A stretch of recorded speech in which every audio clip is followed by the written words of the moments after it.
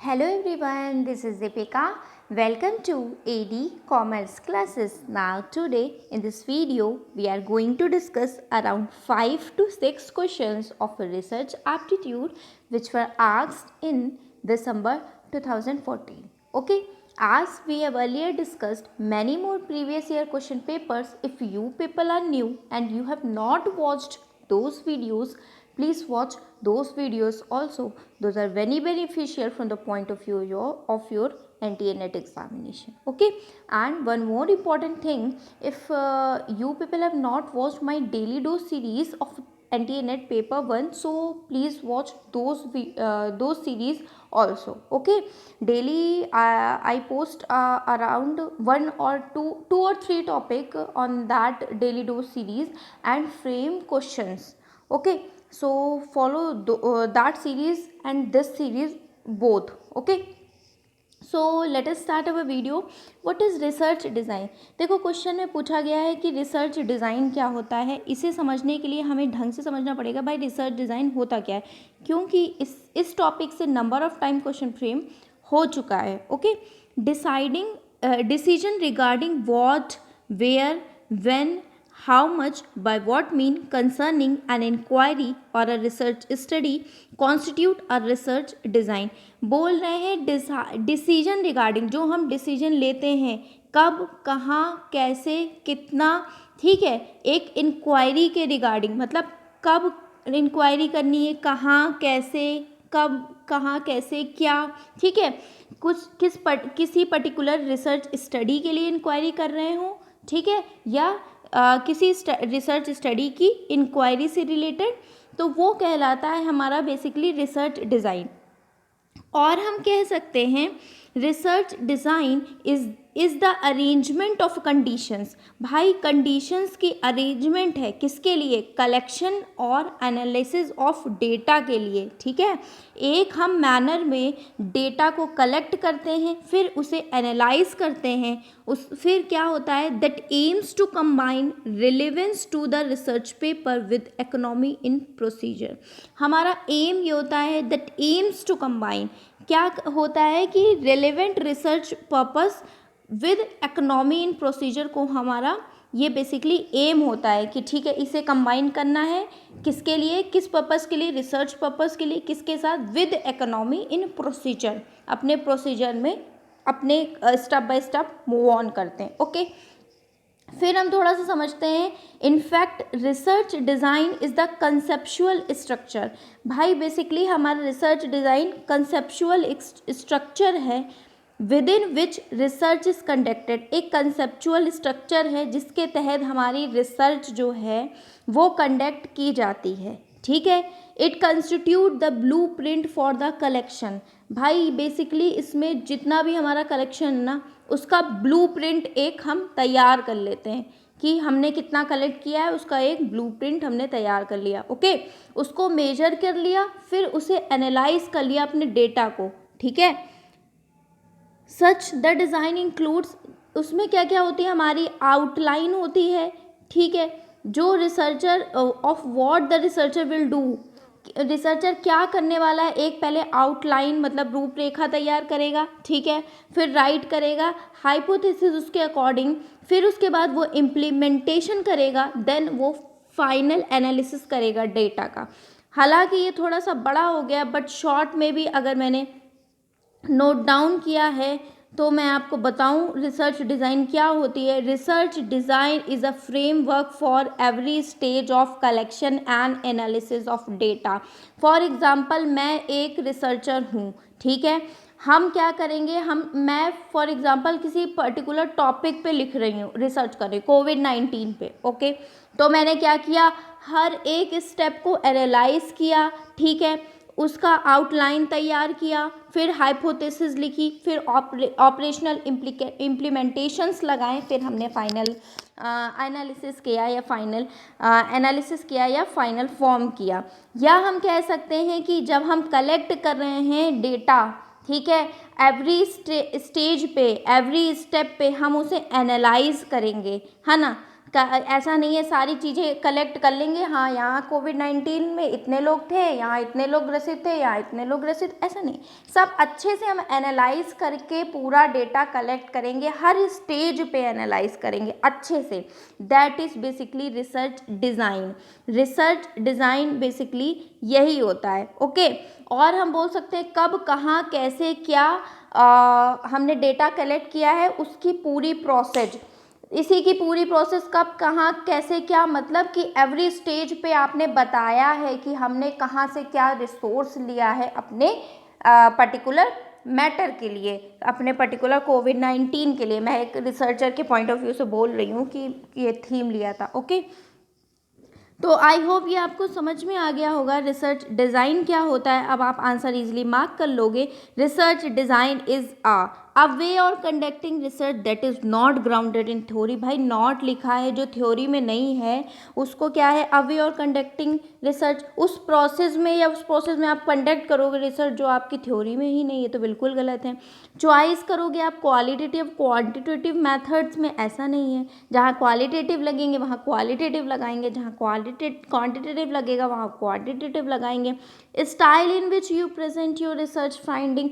भाई स्टाइल जो है उस प्रेजेंट करने की, लाइक ग्राफ, वो रिसर्च डिज़ाइन नहीं होती है। रिसर्च डिज़ाइन ये होता है कि कब, कहाँ, कैसे, क्या हमने रिसर्च, क्या हमने अपना क्या कहते हैं इंक्वायरी कलेक्ट की, या कब, कहाँ, कैसे, क्या कलेक्शंस किए। ठीक है, एवरी स्टेज पे हमने डाटा को कलेक्ट करने के बाद एनालाइज किया। That is basically research design.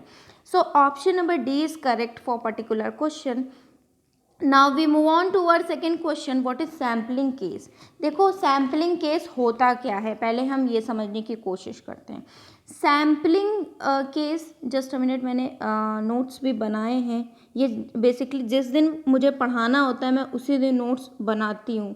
ठीक है, मेरे पास कहीं से कुछ लिखा नहीं, कॉपी में बनाया, देन उसे हमने क्या किया, स्कैन किया, देन आप लोगों को प्रेजेंट कर दिया। ओके, सैम्पलिंग केस है क्या।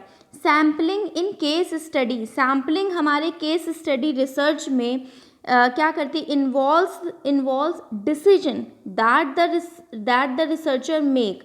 भाई ये एक डिसीजन को इन्वॉल्व करती है जो कि रिसर्चर करता है, रिगार्डिंग किसके, रिगार्डिंग सैम्पलिंग स्ट्रेटजीज के रिगार्डिंग। ठीक है, या फिर नंबर ऑफ केस स्टडीज़ के रिगार्डिंग, या फिर definition of the unit of analysis के regarding. Or we can say that sampling in case study research is largely purposeful, that is it include the collection of information. भाई ये collection of information को collect करता है, rich class for in depth study. हमने sampling case for example कि जनगणना है, ठीक है, जनगणना होती है सभी को पता है, तो उसमें क्या किया जाता है कि सब जगह से डेटा कलेक्ट किया जाता है या नहीं, तो सब जगह से, पीपल से, सारी जगह से आपने डेटा कलेक्ट किया, उसके बाद होती है, देन वही हमारा सैम्पलिंग केस में होता है कि हमने सब जगह से डेटा कलेक्ट किया है, पीपल से, न्यूज़पेपर से, टेलीविज़न से, प्रोग्राम से, देन हमने अपनी तब हम फॉर्म करेंगे, तब हम किसी डिसीजन पे आ पाएंगे।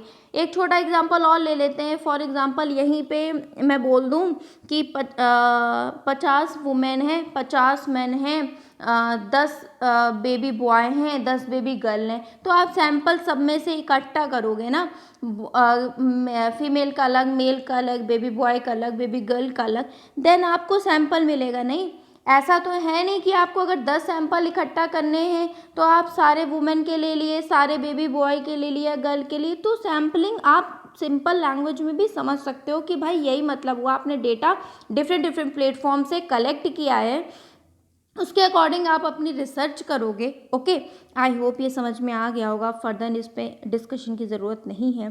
Sampling case means sampling using a sampling frame. एक फ्रेम है, एक मानक पैमाना है, वो आपने यूज़ करके सैम्पलिंग कर ली, वो सैम्पलिंग है। नहीं, ऐसा तो नहीं है।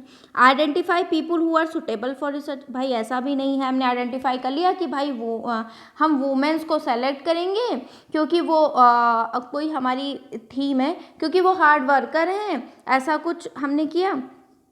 तो ऐसा भी नहीं है, ठीक है, कि हम किसी को सेलेक्ट नहीं करेंगे, सभी हार्ड वर्कर होते हैं, सभी के अंदर अपनी अपनी कैपेबिलिटीज़ होती हैं। Okay, literary the researchers brief case, देखो यहाँ ब्रीफ केस वाली कोई भी बात नहीं आएगी, उसका रिसर्चर्स ब्रीफ केस की लिटरेरी होती है, सैम्पलिंग केस ऐसा भी नहीं है।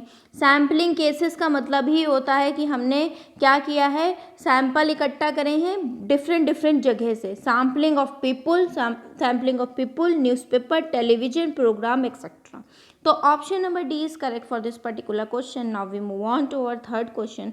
The frequency distribution of a research data which is symmetrical in shape, ध्यान से पढ़िएगा, symmetrical in shape, similar to the normal distribution की तरह, but central peak is much higher. Okay, central peak आपका हाइयर है, तो वो कौन सा होगा? ये बेसिकली स्टैट्स का क्वेश्चन है, जो बच्चे मैनेजमेंट और आपके कॉमर्स के होंगे उनको ईजिली ये समझ में आ गया होगा अब तक ऑप्शन, बट स्टिल हिस्ट्री वगैरह के जो बच्चे हैं उन्हें मैं समझाना चाहूँगी कि क्या होता है। 3 तरह की हमारे होती हैं, लैप्टोकर्टिक, मेसोकर्टिक, ठीक है, लैप्टोकर्टिक, मेसोकर्टिक एंड प्लेटोकर्टिक। देखिए ये आपको ग्राफ दिखाई पड़ रहा होगा, इजीली आप इसे देख पा रहे होगे। तो क्वेश्चन सबसे जो बीच वाला ग्राफ है ऑरेंज से, दैट इज मेसोकर्टिक, वो आपका नॉर्मल आपको दिख रहा है, दैट इज मेसोकर्टिक। ओके, मेसोकर्टिक से कम मतलब ये नॉर्मल से भी कम है, दैट इज प्लेटोकर्टिक, ठीक है। फिर उसके बाद लैप्टोकर्टिक जो है आपका, ये नॉर्मल से ज़्यादा है और सेंट्रल पॉइंट पीक पे है, परम चोटी पे है या ऊंचाई पे है, हाईएस्ट पे है, पीक पे, दैट इज लैप्टोकर्टिक। क्वेश्चन में क्या पूछा था? यही तो पूछा था कि नॉर्मल की तरह दिखता है बट अगर उसका सेंट्रल पॉइंट पीक पे है, ठीक है। एक चीज़ और मैं इसमें बताना चाहूँगी कि इसमें 3 चीज़ें होती हैं, कहीं कभी कभी यहाँ से क्वेश्चन फ्रेम हो जाता है। फॉर एग्जाम्पल अगर हमने 3 वैल्यू ले ली यहाँ पे, तो अगर 3 के बराबर है तो दैट इज मेसोकर्टिक, अगर लेस देन 3 है तो आपकी प्लेटोकर्टिक है, अगर मोर देन 3 है तो मोर देन 3 वैल्यू आती है तो आपकी लैप्टोकर्टिक हो जाएगी। ओके, मैंने दिखा दिया है आपको 0.263 आपकी क्या 0, जस्ट अ मिनट, ये तो दूसरी वैल्यू ली गई है इसलिए यहाँ पे 0.263 ली गई है, इस वजह से अगर 0.263 वैल्यू ली है तो वो उसके बराबर है, दैट इज मेसोकर्टिक, उससे कम है, ठीक है, तो प्लेटोकर्टिक है, उससे ज़्यादा है, दैट इज लैप्टोकर्टिक। आई होप आपको अच्छे से ये भी समझ में आ गया होगा। अगर स्टिल कोई भी डाउट बचता है तो आप कमेंट सेक्शन में इजीली पूछ सकते हो, ठीक है, आराम से आप अपने क्वेश्चंस रख सकते हो। ओके, नाउ हम अपने क्वेश्चन पे आ गए हैं। आपसे क्या क्वेश्चन में पूछा गया था, आपको क्वेश्चन इजीली समझ में आ गया होगा कि लैप्टोकर्टिक आंसर होगा, क्योंकि नॉर्मल है बट उसका सेंट्रल पॉइंट पीक पे है या फिर हाइयर पे। तो option number C is correct for this particular question. Now we move on to one next question.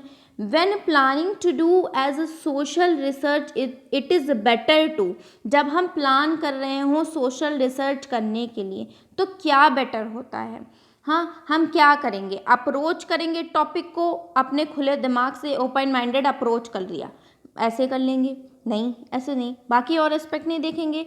Do a pilot study before getting stuck into, भाई जो हमें फॉर एग्जांपल मैं यही टॉपिक पढ़ा रही हूँ, ठीक है, हालांकि मुझे नॉलेज होगी, ठीक, बट स्टिल ऐसा नहीं है मैं सारी चीज़ें रट ली, सारी चीज़ें मैंने रट ली कि भाई बिफोर गेटिंग स्टक इन, उसमें आने से पहले मैंने क्या किया, सब रट लिया, पायलट स्टडी कर डाली उसकी, ठीक। फिर हम अपने आइडियाज़ कैसे जनरेट करेंगे, सारी चीज़ रट के थोड़े ना समझाई जा सकती हैं, ठीक है। तो ऑप्शन नंबर बी भी गलत हो गया।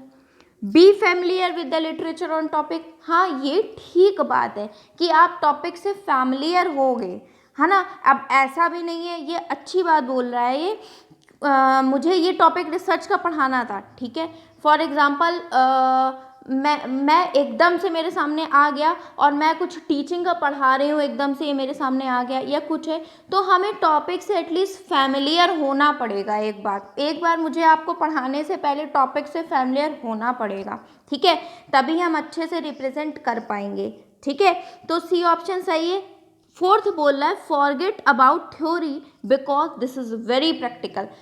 कि आप थ्योरी को भूल जाओ क्योंकि ये प्रैक्टिकल है सोशल रिसर्च, ऐसा कुछ भी नहीं है। तो option number C is correct for this particular question. क्यों करेक्ट हुआ मैंने अच्छे से आपको समझा दिया। ओके, नाउ नेक्स्ट क्वेश्चन पे मूव ऑन करते हैं। व्हेन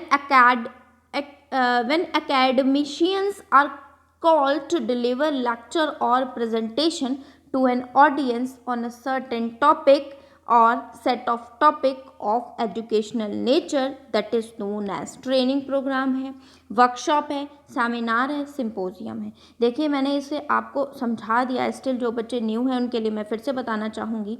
कॉन्फ्रेंस क्या होती है, ठीक है, कॉन्फ्रेंस क्या होगी, कॉन्फ्रेंस बेसिकली एक फॉर्मल मीटिंग होती है पीपल्स की with shared interest, typically one that takes place over several day. Conference हमारी 1 से 4 दिन तक चलती है, एक फॉर्मल मीटिंग होती है, लोगों का इंटरेस्ट होता है, ठीक है, जिसमें एक बंदा पर्टिकुलरली या जो भी बंदा है वो पर्टिकुलरली पार्टिसिपेट करता है सेवरल डेज के लिए।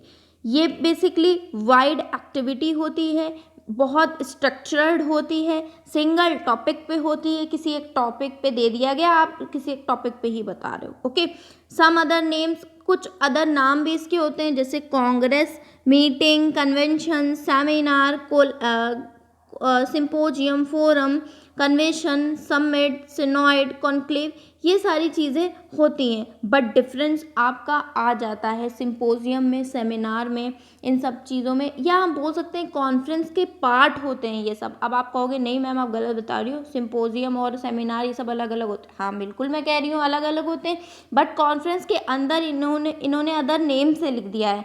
हाँ दोनों में डिफरेंस होता है सिंपोजियम और सेमिनार में, वो भी मैं बताऊंगी आपको। ओके, नाउ अगर बात करें वर्कशॉप की, वर्कशॉप हमारी प्रैक्टिकल होती है, स्किल या डिस्कशन से रिलेटेड होती है। Period of discussion on a practical work पे जो हम डिस्कशन, पीरियड ऑफ डिस्कशन होता है एक पर्टिकुलर सब्जेक्ट के लिए, जिसमें कि ग्रुप ऑफ पीपल शेयर करते हैं अपने नॉलेज या फिर एक्सपीरियंस। 4-5 लोगों का ग्रुप है, वो अपने नॉलेज या एक्सपीरियंस को शेयर करते हैं या अपनी स्किल्स को दिखाते हैं या फिर प्रैक्टिकल नॉलेज देते हैं या फिर डिस्कशन करते हैं। ओके, नाउ अगर बात करें, मैंने बोला था सेमिनार अलग होते हैं, सेमिनार छोटे पैमाने पे होते हैं। ओके, कॉन्फ्रेंस से छोटे होते हैं।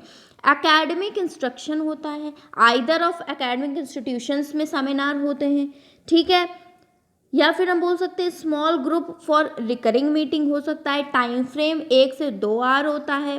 फॉर्मल इनफॉर्मल दोनों हो सकते थे, कॉन्फ्रेंस हमारी फॉर्मल होती है। स्ट्रक्चर इसका लेस फॉर्मल होती है कॉन्फ्रेंस के कंपैरेटिव, क्योंकि इसमें इनफॉर्मल भी इंक्लूड होता है। इसमें everyone can participate in seminar. Okay, large number of peoples होते हैं, मैनी टाइम्स मीटिंग्स होती हैं। ये सेमिनार की बात होगी। सिंपोजियम भी बता देती हूँ। सिंपोजियम अ कॉन्फ्रेंस और meeting to discuss a particular subject को डिस्कस करने के लिए क्या होता है हमारा, सिंपोजियम होता है। किसी एक पर्टिकुलर सब्जेक्ट को डिस्कस करने के लिए हम क्या करते हैं, that is symposium. Okay, I hope आपको समझ में आया होगा। बट सेमिनार, अब हमारे क्वेश्चन में क्या पूछा था, when academicians are call to deliver lecture, ठीक है, एकेडमिशियंस को बुलाया जाए कि भाई वो अपना लेक्चर डिलीवर करें, अपनी प्रेजेंटेशन करें to an audience on certain topic, एक सर्टेन टॉपिक पे या फिर सेट ऑफ टॉपिक पे एजुकेशनल नेचर के लिए। ऑडियंस कहाँ, ऑडियंस की बात होगी जहाँ ज़्यादा लोग हो गए, तो वही तो सेमिनार बोल रहा है कि लार्ज नंबर ऑफ पीपल है, ठीक है, जहाँ ग्रुप ऑफ लोग आ रहे हैं, ठीक है, small group of recurring meeting हो रही है। तो आपको अब तक आंसर समझ में आ गया होगा कि आंसर क्या है आपका, सेमिनार हो जाएगा without any doubt.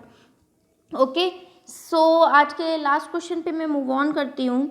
The core element of dissertation. अब आप समझिए डिजर्टेशन होता क्या है, ठीक है, कोई भी क्वेश्चन करने से पहले उसे समझना बहुत इंपॉर्टेंट होता है। डिजर्टेशन, अ थीसिस और डिजर्टेशन बेसिकली एक डॉक्यूमेंट होता है जो सबमिट किया जाता है कैंडिडेचर या फिर कैंडिडेट के सपोर्ट में किसके लिए, एक एकेडमिक डिग्री या फिर प्रोफेशनल क्वालिफिकेशन के रिगार्डिंग जो कि वो प्रेजेंट कर रहा है, और प्रेजेंटिंग द ऑथर्स रिसर्च या finding.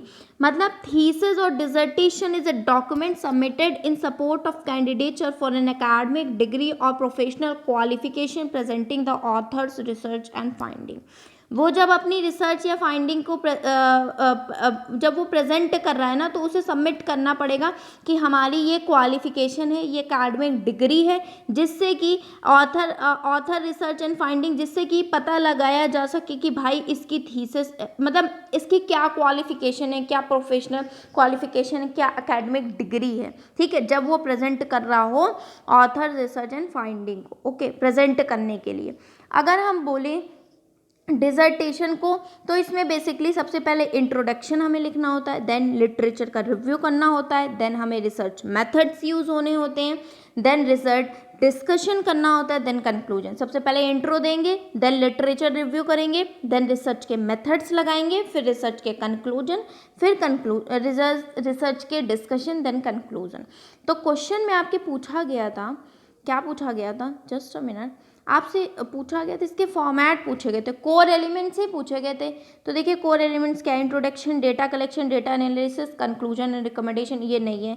Exclusive summary, literature review, data gathered, conclusion, bibliography, ये भी नहीं है। Research plan, research data analysis and reference, बिल्कुल नहीं है। नाउ लास्ट वन अभी तो हम पढ़ के आए, इंट्रोडक्शन है, देन लिटरेचर का रिव्यू करेंगे, देन रिसर्च मैथोलॉजी लगाएंगे, देन रिसर्च का डिस्कशन एंड फिर कंक्लूजन पे आएंगे। तो option number D is correct for this particular question. I hope question समझ में आ गए होंगे। वीडियो थोड़ी लंबी हो गई क्योंकि बहुत सारा हमने टॉपिक इसमें डिस्कस भी किया है। ओके, और अगर वीडियोस पसंद आया करेगा गाइस तो लाइक शेयर एंड सब्सक्राइब कर दिया करिए। लाइक करने में आप लोग कंजूसी करते हैं, लाइक करने से कुछ भी नहीं होता, हालांकि मेरा भी कोई बेनिफिट नहीं होता लाइक करने से, बट ये है मोटिवेशन मिलता है लाइक करने से कि हाँ मुझे लगता है कि हाँ व्यूवर्स को मेरे अच्छे समझ में आ रहा है।